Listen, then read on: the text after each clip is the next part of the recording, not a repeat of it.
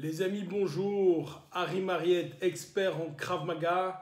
La troisième vidéo maintenant, on a vu avant, on a vu pendant. Maintenant, on va voir que se passe-t-il après le fight.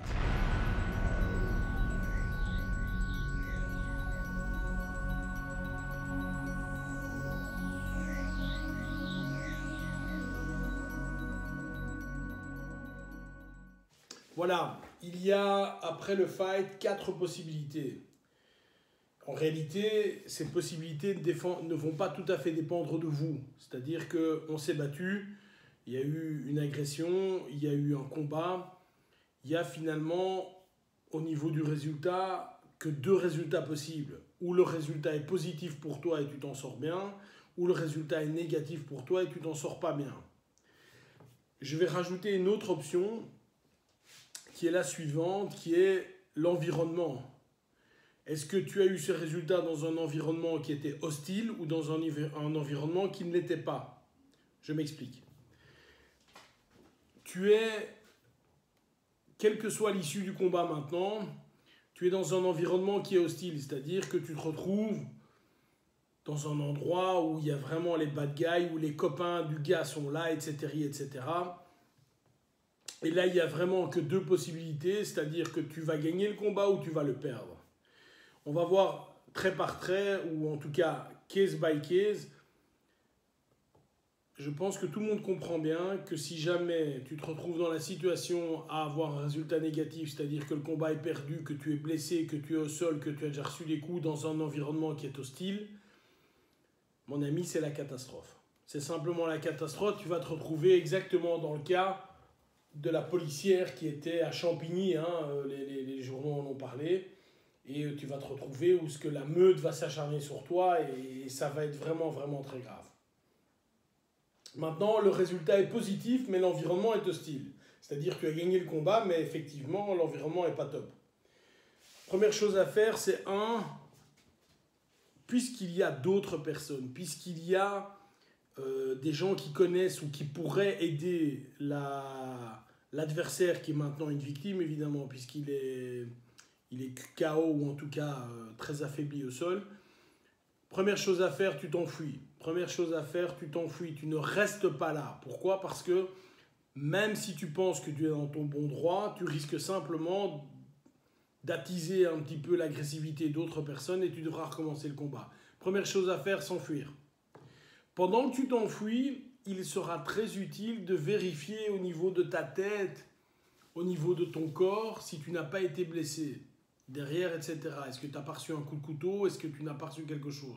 Également, sentir tes dents, passer ta langue sur tes dents. Est-ce que tu n'as pas une dent cassée ou quoi que ce soit?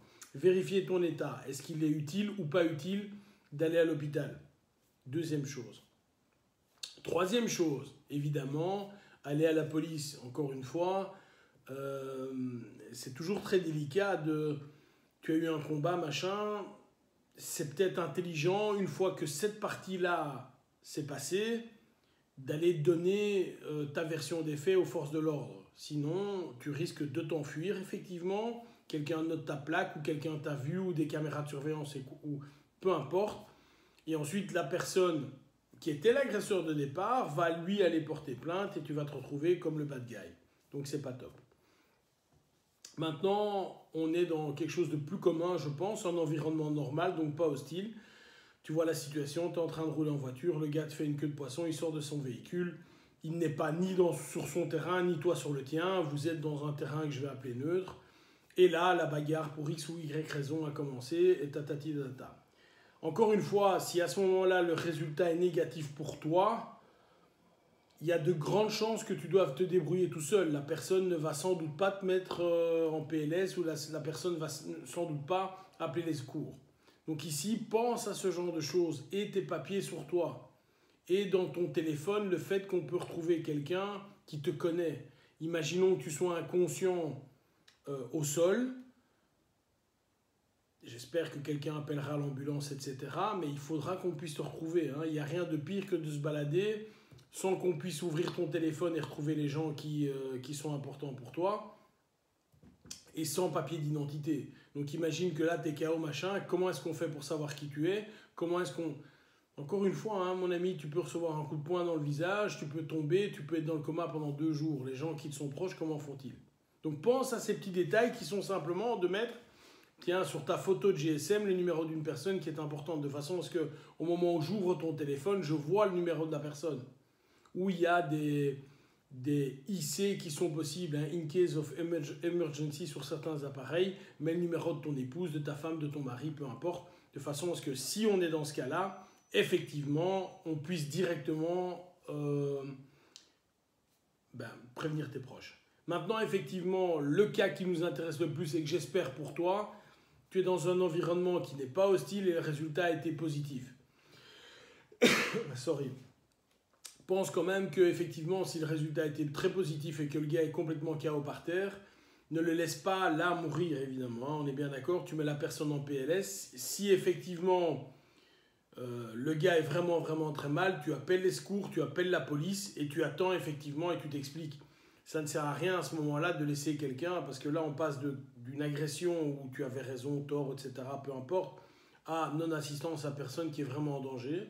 Si effectivement la personne est sur ses 2 pieds ou que sais-je, ou pas trop endommagée, même chose, tu t'enfuis, tu regardes les dégâts que tu as sur toi et ensuite tu vas en référer à la police ou en référer aux forces de l'ordre. C'est toujours très délicat, mais je ne peux pas imaginer... Alors, j'ai des gens qui sont plus jeunes qui me suivent, évidemment. Quand tu as 15 ans et qu'on parle de 2 gifles, tout ce que je viens de dire ne s'applique pas. Tu ne vas pas pour 2 gifles à la police, etc., etc.